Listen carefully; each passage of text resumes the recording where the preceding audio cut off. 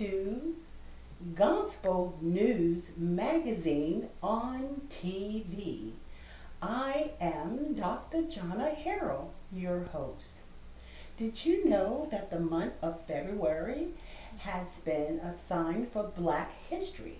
But here we celebrate Black History every day. I just want to read something to you. And it's going to be pertaining to a phenomenal guest that we have in the house today. You know that Harriet Tubman, she was in control of the Underground Railroad, and she freed the slaves from off the plantation in Maryland. But did you know that there is a plantation in the state of South Carolina still existing? I have a guest with me today who was a resident of that plantation. Her name is Miss Blanche Veronica Smalls Goodson. Hello, Miss Goodson. Hello, Dr. Harrell. And welcome to Gospel News Magazine on TV. Thank you for having me. I haven't seen you in many years, and it's so good to see you today. And it's good to see you, and it's good to be here with all of you as well. Yes. Now, I know a few things about you, but when I start to dig about your history, it was so much that it was more than anything else that I had to say. Oh, wow. I know for a fact that you were the general manager of WLGO 1170 AM radio station, and you started out as the praise worshiper. That's right. And see, I know that motto there was, we let God operate. Yes. And you're also the CEO of the South Carolina Gospel Quartet Radio.com / South Carolina Gospel Quartet Awards as well. See? Yes. So much in your bio. But when we talk about the word plantation. Yes. And how Harriet Tubman went back to that plantation to get her family and other slaves. Now, I know that you are from South Carolina, a little town called Georgetown. Yes, is that correct? By the way of Arcadia Plantation. Arcadia. It sounds like a game. No. This was facts. I know that you were born there, you Yes. were raised there, and Yes. you lived there. Yes. A very wholesome and happy life. Yes, it was. Yes. I'm just excited for you to talk to our audience, those that are watching via TV. Tell us a little bit about your life story on the plantation. My life on the plantation. Well, I grew up on Arcadia Plantation by a young lady in her old age, Susan P. Austin Smalls, my great-grandmother. And of course, my grandmother, we can't forget about her, Lucile Smalls Johnson. And then my mother, Vivian Smalls Allen. So, where would I start? It's so much with so little time. But my mother had me at an early age. I think she was about 20, 21. And she gave me to my great-grandparents, which was Susan and Reverend Andrew Smalls, on Arcadia Plantation, a place that I call home. Happy, just as happy as I can be. The owner of the plantation during my era was Mrs. Lucile Vanderbilt Pate, a beautiful, beautiful lady. I'll make you laugh. At the age of 7, I wanted a job, so I created my own job because I didn't understand why Mama, which was my great-grandmother Susan Smalls, would always have lunch fixed for the workers. So we would always have to wash our hands and set the table, and they had to eat their food. So I wanted to eat too. Mama said, no, you can't do that. We got to feed Murphy and his workers. So I said, okay. So after, they got through eating, then we ate, which was fine. But I asked Mr. Murphy one day, I said, what makes you come to my mama house? And that's how we talk, to my mama house to eat. And he said, well, she cooks for us and we eat and then we go back up the yard and we work. I said, oh, well, do you pay her for that? He said, yeah, we leave some money on the table. And I said, oh, okay. So I asked Mom, and of course, you did not back talk and you did not ask questions. And I said, well, Mama, how come they come to our house and eat? She said, because that's what I do. That's my work. And you stay in a little girl's place. I said, yes, ma'am. Well, I want you to know, I got a rake and I went up to the big house. Yes, I did.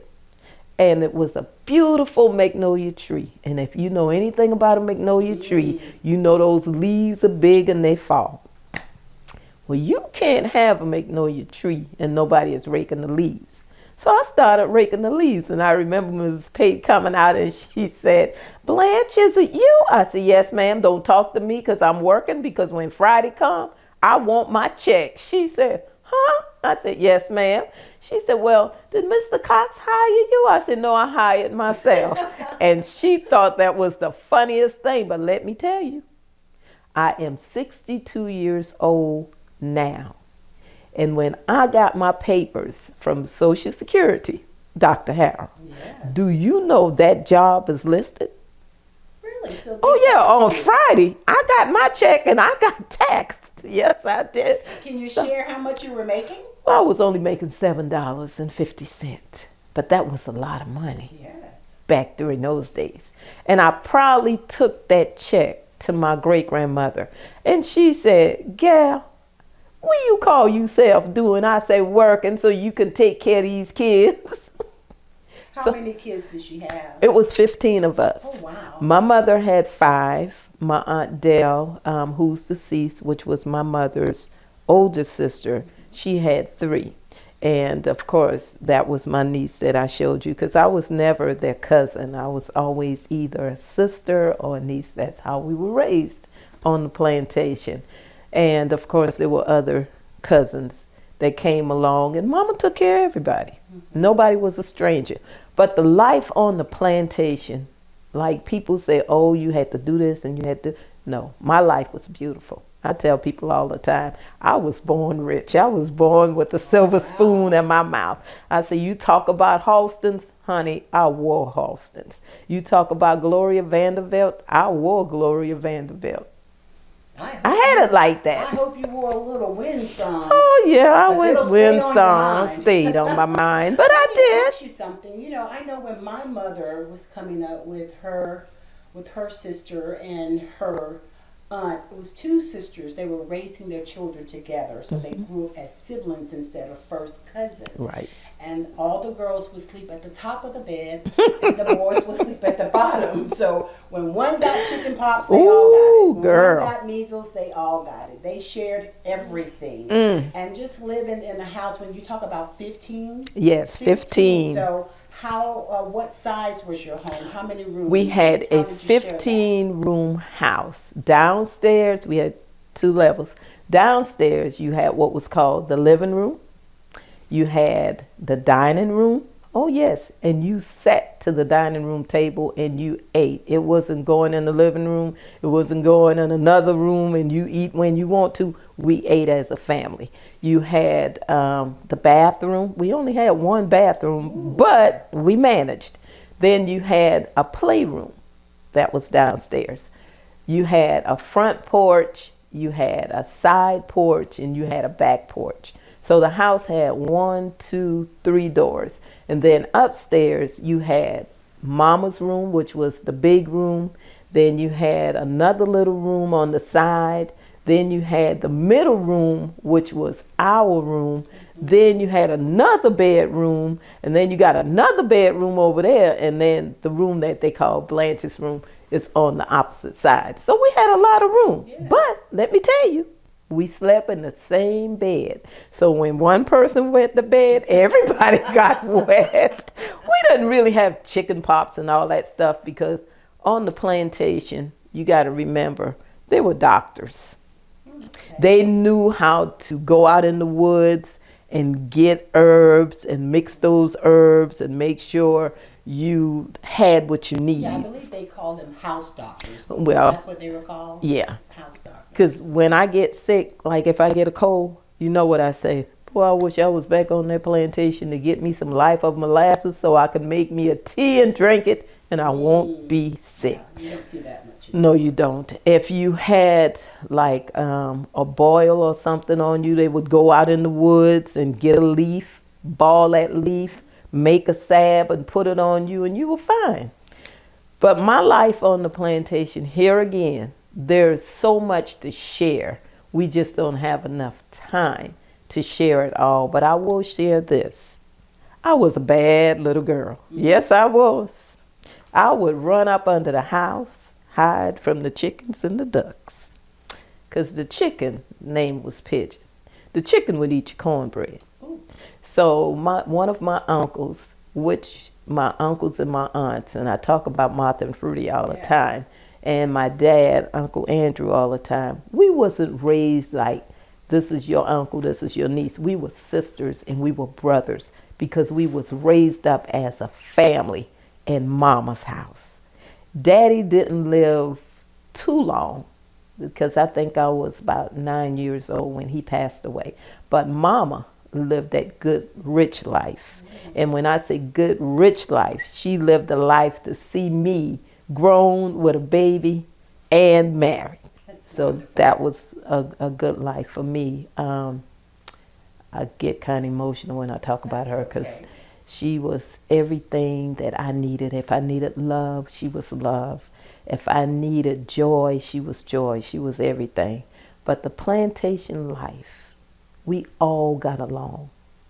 When I say got along, we got along. If I got upset with Mama and said, well, I don't want to eat at your house because you got fish and grits, and I go to Dr. Harold's house, guess what I'm going to eat? Fish and grits. If I go to Aunt Maybelle's house, guess what I'm going to eat? Fish and grits. No matter what it was, the next person had the same thing. We were always together, always in sync. It wasn't no, this Miss Pigeon child or this Miss Maybelle child or Miss Mary's child. If you did something wrong, you got punished from one house until you got home. And when you got home, you got punished again. I like those country names. Maybelle. Oh, yeah. Aunt Maybelle was Sue. something. You know, my mom grew up with the Ann Oh, syndrome. no. Barbara Ann, Mary Ann, Ruth Ann. You know, everything was Ann. So I like hearing those good old country names. Yes. So did you do a lot of interacting with the plantation owners? Oh, children? yes. Yes. We all played together. Don, Matt, the other two, we didn't see them too often. One of them died at an early age right after high school. He was in a bad accident, but he was a real cool kid. But we all got along, even during Christmas time, birthday time, celebration time. We wasn't treated no different than anybody else. We were just one big happy family. So did you do a lot of like going to supermarkets, grocery stores, or did you basically plant, did gardening, you know, what did you do? We had a garden. We had a garden, but baby Piggly Wiggly, here we come on Saturday. Now we were only allowed to go to town on Saturday. So we would go to Piggly Wiggly, which was on High Market Street. And speaking of Piggly Wiggly, that was my first real job, working with Mr. Johnson. And of course, he promised my great granny that he would give me a job, and he did that. But going to town was funny, because Mama would call a taxi.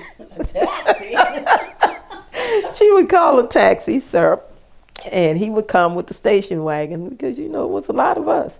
We get in the grocery store, Mama said one go down the rice aisle, the other one go down the sugar aisle, and we'd be hollering across. Mama said, get the sugar. And you didn't get a 5-pound bag of sugar. You got like a 50-pound bag of sugar, a 50-pound bag of rice, because you're not coming back to the store no time soon. Mama would sit in a chair and she would send us to get her a pack of ham and cheese. And she sat there and she eats her ham and she eats her cheese while we shop. And we would holler across the aisle, "Did you get the rice?" "Yeah, we got the rice." You can hear somebody say, "Oh, that's them people from that plantation. They just come to town on Saturdays." Let me ask you this. Being raised on the plantation, did you experience any racism? No, Okay. no. We were all one big happy family. If Mr. Cox said to us, "Pigeon don't know you in the street, go home," we went home. Now my brother, Lawman, now Lawman was bad. Lawman just, Where did he get that name oh from? my God, Lawman. I guess because he was the law and the man. He was just bad. And I think he got that nickname from Rifleman coming on TV. Okay. And Mama, being who she was, you know, she couldn't do the things that we do, so she would just give you a name, and his name was Lawman. He stayed in trouble, but they would get him out of trouble. Wow. He'd get right back into trouble. So hey, is your family still living on the plantation Ah. property today? they were, but as of today, they're not. And it was probably about 4 years ago when they decided that they wanted to just branch off and go separate ways. And they did, because it was only maybe 7 people still on the plantation. The plantation owner, she was such a sweet lady, Miss Pate, passed away. And when she passed away, I guess it was the end of plantation time. So her 2 children decided that they would move off the plantation and build their home up further up the plantation, which would be Paula's Island.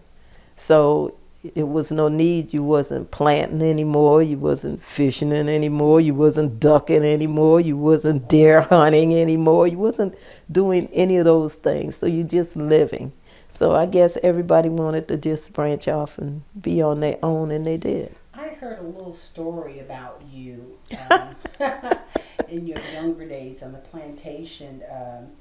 I think that you decided to be on the marching band. Oh yeah. That you decided that you were going to be a part of the majorettes, I believe it is.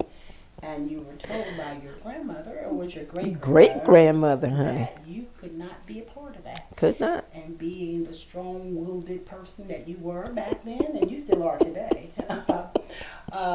she caught you participating. Yes, she in did. the parade. How would you tell the Yes, she audience did. about that? You know, during those days, Mama wasn't like the educated mama, but she was smart. And the things that we did in school, she didn't get the opportunity to do it. Like, she couldn't spell her name, she couldn't write her name. But we taught her how to write her name, and we taught her how to spell her name, and how we did that through a song, because she liked to sing. So her name was Susan. She couldn't say S-U-S-A-N, but she can sing S-U-S-A-N. So when she learned how to spell it, we taught her how to write it.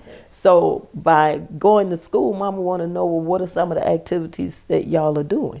Well, you want to play basketball, that means you got to put on pants. Not here, says Mama. You want to be on who band, and you want to put on them short frock? Not here, says Mama. Well, you know how we are. We bold, we do what we want to do. We still participated.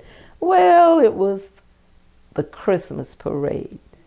And who's standing front and center at the Christmas parade? My great-grandmother. She said, "Gal, you the match, and I ain't gonna match right along with you."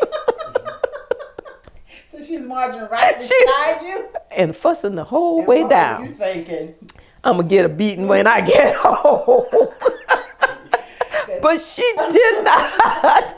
She didn't, because my dad, who I love so dearly, my Uncle Andrew in California, talked to her and said, these kids are not like how it was back in the day.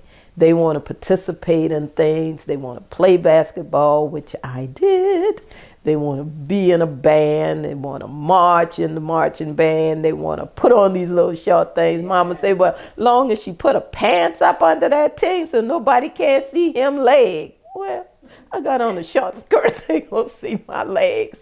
But it was so funny that she did it that way. But the sweet part of it is she appreciated it. Yes, yes. So the thing with her was, you can do anything you want to do. You better graduate because I sent you to school to learn. I sent you to school to get an education. I sent you to get something that I did not have. And I remember asking her, I said, if you can do one thing, Mama, what would it be? What can I teach you? She said, well, you know you got a big mouth. I said, yes, ma'am. She said, but I would love to learn how to write my name. And if I can write my name, gal, I'd be happy. And we taught her how to write her name. So when she would go to town on Saturday to cash her check, she wouldn't have to make an X. Yes. She would be able to write her name. So when she went to Starvy's to cash her check, he thought she was going to make an X and he was going to sign her name. She signed her own name and she was so happy. And Mr. Clyde Starvey said, Susan, you learn how to write? Mama said, you think I ain't know how to write? I bet you I fix you today. I just love that accent. People talk about people from Charleston, the Charlestonians. They call it a Geechee accent because I heard you say name.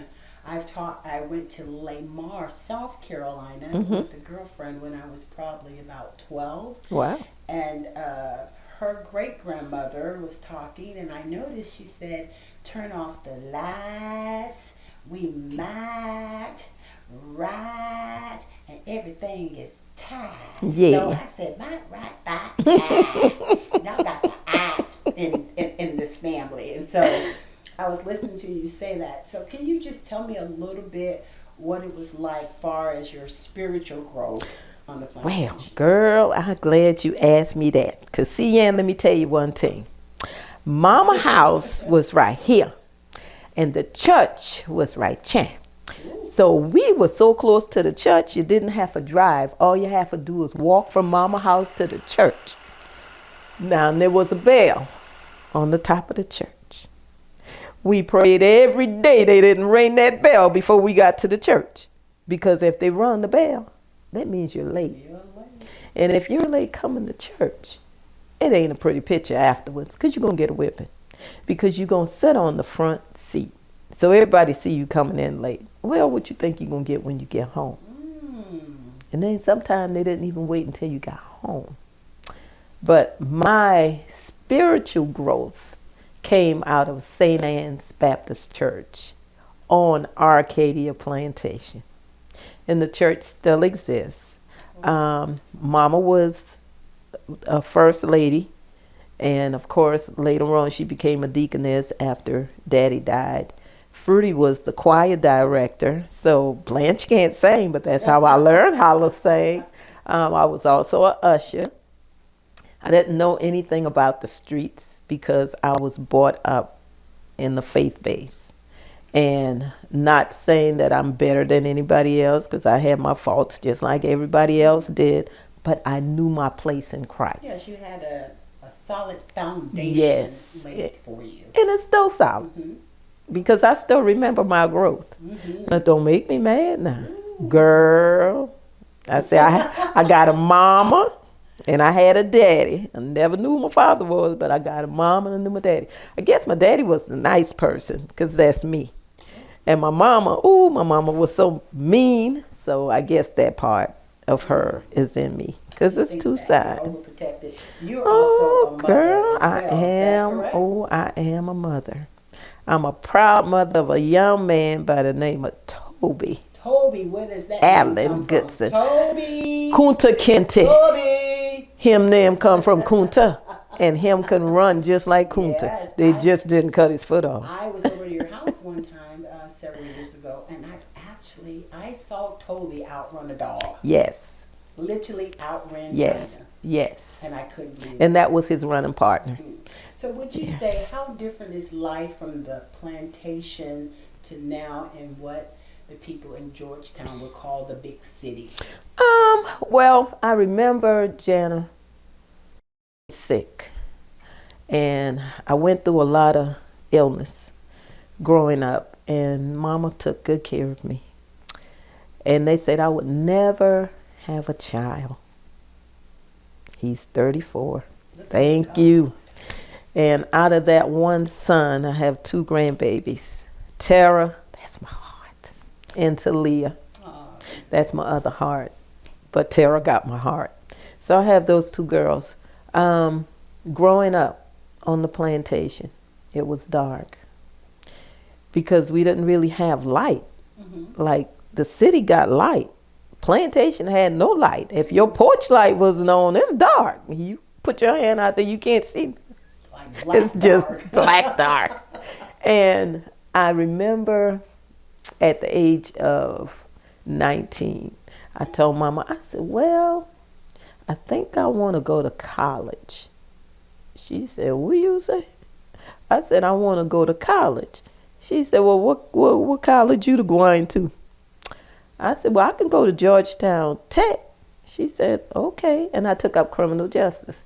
But being sick as I was, I couldn't stay in school, couldn't keep my classes going, none of that stuff. So later on, like a year later, I moved to Columbia, South Carolina.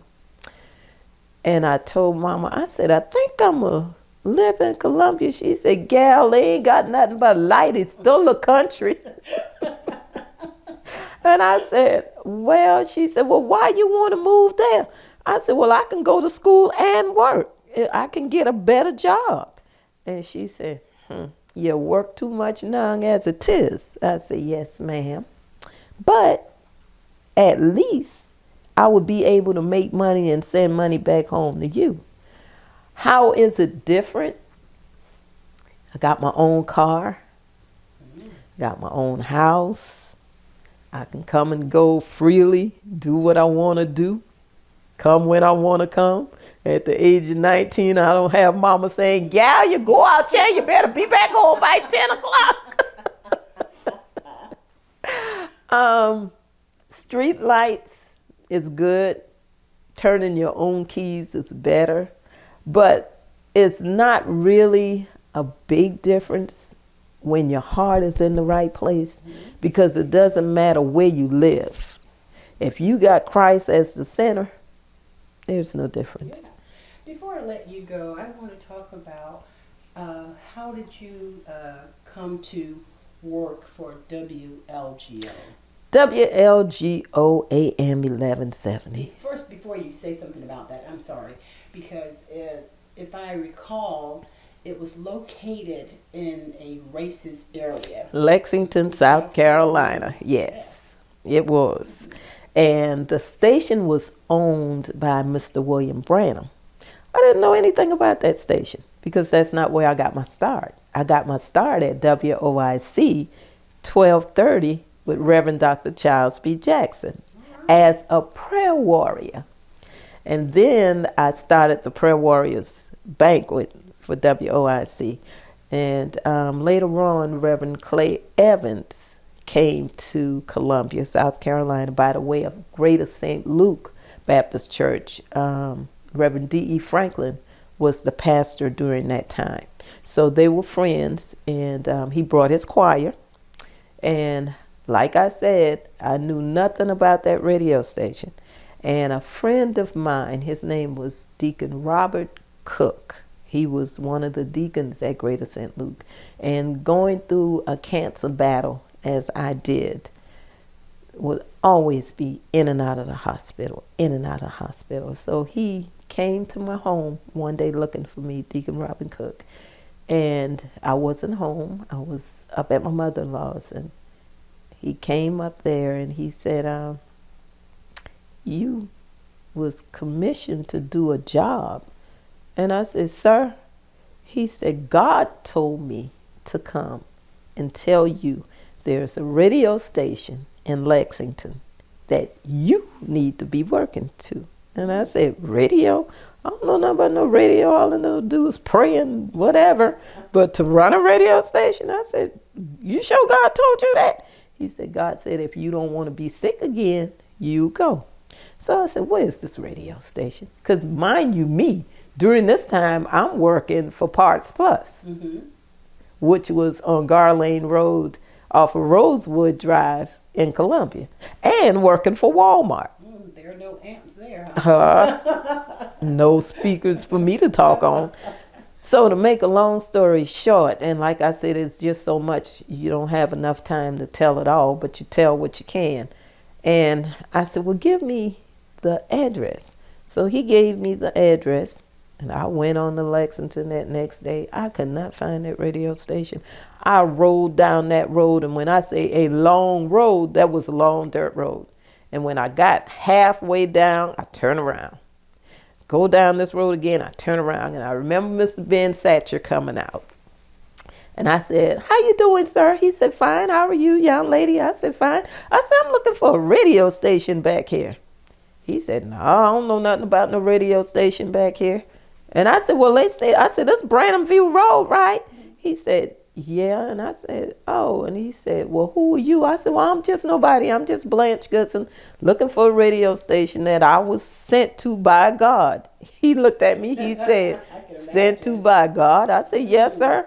He said, well, I don't know anything about a radio station. I said, okay. But you living on this road, but you don't know nothing about the radio station. And I said, well, who are you? He said, I'm Ben Satcher. I own Ben Satcher Ford. I said, oh, okay, the car dealership. And he said, yeah, if you're in need of a car, stop by. So I turned around again to go back out. And something just kept saying, you're on the right road. You just haven't gone down far enough. So I turned around and I went back down the road. Here come a car. Now, 2 cars cannot drive down this little dirt road. So I pulled on over, and it was Reverend D.E. Franklin. Aww. And Reverend Franklin said, keep going. It's all the way to the end. And when you get to the end, you go inside. There's a young man in there by the name of Art James and 2 cats, Sassy and Baby. And I said, they run the radio station? He said, yeah. He said, and a young lady by the name of Wanda Sykes, she do the book work. And I said, okay. So sure enough, I went on, and there was the radio station, WLGO. Went inside, was greeted by Art, a little Jew guy. I said, how you doing? He said, fine, fine. How are you? Busy. Walking on past him. I stood there. He said, how can I help you? I said, well, I was told that God sent me here to work at this radio station. He said, do you have a license? I said, no, sir. He said, well, God ain't sent you to work at this radio station because you got to have an FCC license. I said, oh. I said, well, I can do the morning prayer. He said, well, you have to be here at 5 a.m. in the mornings if you want to do the morning prayer, but I can't let you touch the control board. I say, that's fine. I just want to do what the Lord tell me to do because I don't want to be sick again. Well, Dr. Harrell, I want you to know at 4:00 a.m. every morning I got up and was on my way to Lexington. So faithful. Yes. Did that morning prayer. I felt so good. Well, Greater St. Luke brought Reverend Dr. Clay Evans and the Ark Mass Choir to Columbia.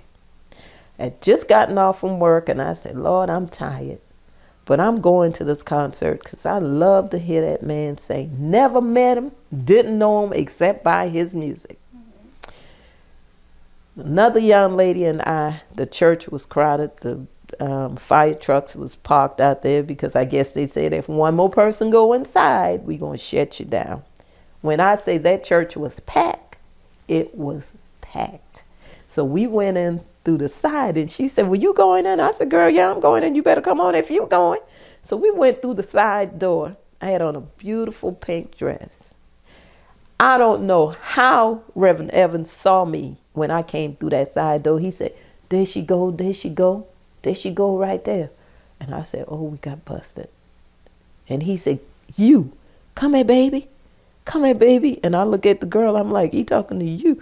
He said, no, I'm talking to you in the pink. I said, me? He said, yeah. I said, oh, Lord, people know I done got here late. So I went on up. He said, you, the person that God showed me in my dream.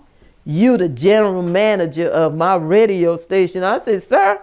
He said, are you teachable? I said, are you learnable? So that's how I got that position.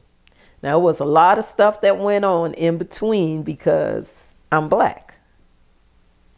I remember,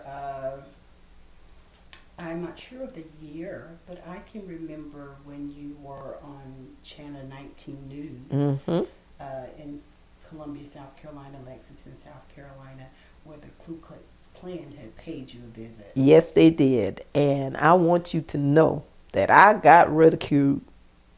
I got beat down. I got pushed around. I got stumped, even by my own pastor. And I said to him, I said, don't you know that's TV? I'm not doing anything, because he was telling me, you need to let that go. You need to let that go. Let what go? This is television. This is what they do. They run news all day long. So this is a film that they're doing. I'm not doing anything. Rather than you coming to my aid to say, let's fix this. What they wanted was the property. Well, the property don't belong to me. I'm just the GM of the station. So Farrakhan, who people don't like, made sure that I was protected.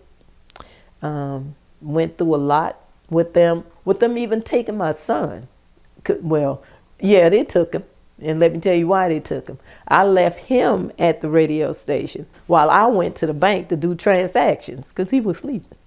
But he woke up and he didn't see his mom. So he dialed what? 911, because that's what he was taught. That's right. And when they came, he was there and I was gone. So I went to the sheriff's office and I said, somebody got my son. He said, yeah, we got him.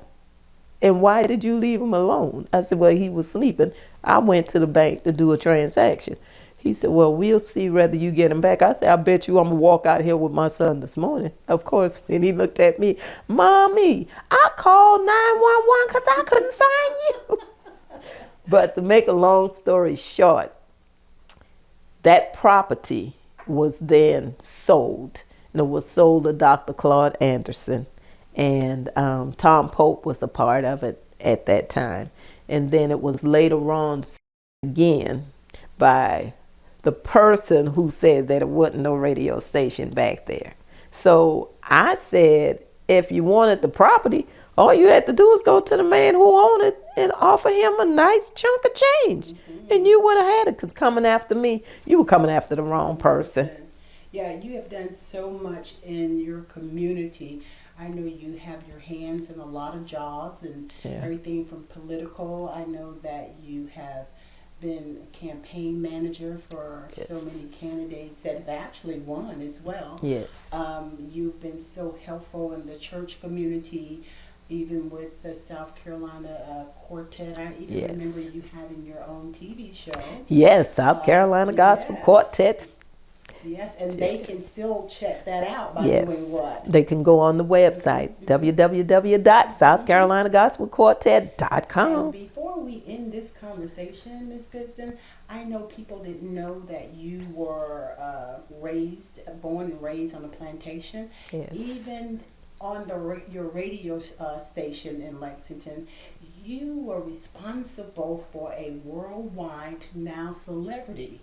Yes. Mr. Tyler Perry. Yes. And a lot of people don't know That's that. right. Because I know you to be the type of person that you do a lot in the community. You do a lot for a lot of families, a lot of people, and I never hear about it. Yeah. Because you know what we do in secret, God rewards us Openly, yes. And you're that type of saint that God said, work while it's day, because That's right. the night is coming, no man can work. And whatever you find in your hand to do, you do it. Yes. And I think it was when Mr. Tyler Perry came to South Carolina with his play. That's right. And he didn't have much money. That's he talks right. about it, but nobody knows that it was that little plantation girl Yes. called Blanche Veronica Small Goodson that Yes. gave Tyler Perry that microphone. That's right. And just let him talk. Thousands of dollars That's right. of commercials. That's right. To put his play into our city. That's right. And I would like to, even though he's dead and gone, thank Mr. David Cooper. Yes, yes. For opening up that door for us. And it didn't matter to me whether you had money or whether you didn't have money. We was the community. We were here for your voice. We were here to help you. So even though you didn't have the mega dollars during that time, you got it now, Tyler. You didn't have it during that time. You should have came back and say thank you. Yeah. Because don't even despise small beginnings. That's right. Because you never know where your help is going to come from. That's right. Blessings are not dropping out of the sky. God said he will cause man to give into your bosom. That's right. So I just wanted to put that out there just for our listeners, our viewers to see and to know that you have reached out to a broad audience of people, not just the plantation, not just gospel. You have done so much in your community. I tell you, you're a woman of great strength, great faith. Thank you. And you're so lovable, and you're never considered a stranger once somebody meets you. No, not at all. Because if you ever come and sit at my table, and I welcome you openly, you are at my table forever. I do know one thing about you that you don't like, and that is a procrastinator. I cannot stand it. You're just busy. Yes. So what are you up to now? Well, what I'm up to now, I'm trying to retire. That's what I'm up to now. I actually passed the torch to my son with the awards show. I'm not sure where he's at with it because he's not trying to let me retire. So I'm going to take a group that's a new group, and it's called Ron G and the Boys, and push them a little bit and promote a little bit more. And I guess I'll let my son tell me, yeah, Mom, I guess it's time to retire, because he don't want to accept the fact that his mama's getting older. He want to keep me young forever, but I want to enjoy life. So I'm taking care of one grandbaby. Don't see the other one too often, but when I do see her, we have a great time. So my life is to love God, love his people, cherish him, and do everything I can do unto him. Wow, with that being said, I want to ask you if you would stand up and give us that Blanche Goodson signature kick. Of course I will. And then everybody would know for sure that it is the real Blanche. Oh, yes it is. Yes it is. I will do it. Of course. Child, this is what you call a diva kick.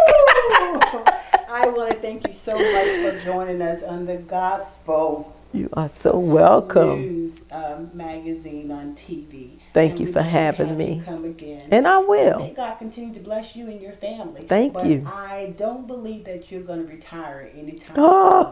soon. There's so much. There's so much that need to be done. done. Greater work, and we'll look forward to hearing from you in the future. But before we do go, would you look straight into the camera and tell someone how they can connect with your radio station, your global internet radio station? It's a 24-hour radio gospel station, and it's scgqradio.com.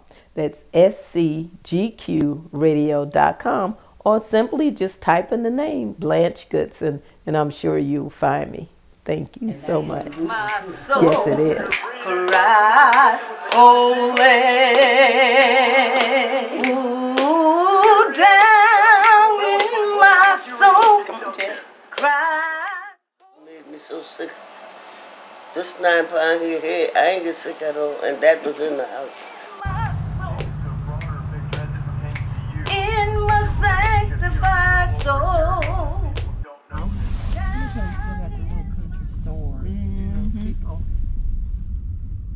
there you go. There's the waterfront. So, Harbor Inn in Georgetown, South Carolina. So it have really grown up since I've been here, and that's the town clock. Where? Right there in front of you. And you still have boats out on the water. Did y'all go to the picture show, as they call it? Oh yeah, we went to the picture show. Every Stop. now and then you could. Child, we got a fence down here. Every now and then we would get a treat. This is little old Georgetown. And this was the state newspaper over here. Oh, it was. Technology has knocked that out, hasn't it? Knocked it out. So let's see, go down to the waterfront. It was something to have a paper job. Yes, sir. Paper boy, paper girl. This is where they go fishing and bring fish in. And that's the little fish house over there where you can go and buy fresh fish. Shrimp and crabs. Where they come and buy fresh fish that just came off the water. Yeah, you should get a picture of that mess right there. That looks historical. It is. This is also a part of the plantation, and my mom, my great grandmother, who I call Mama, my grandmother, and my great grandfather is also buried over here, and this is also a part of Arcadia Plantation, and this part of it is called Clifton Plantation, and of course everybody. In my soul, Christ, holy. Ooh, down in my soul, Christ, holy. Well, I'm singing.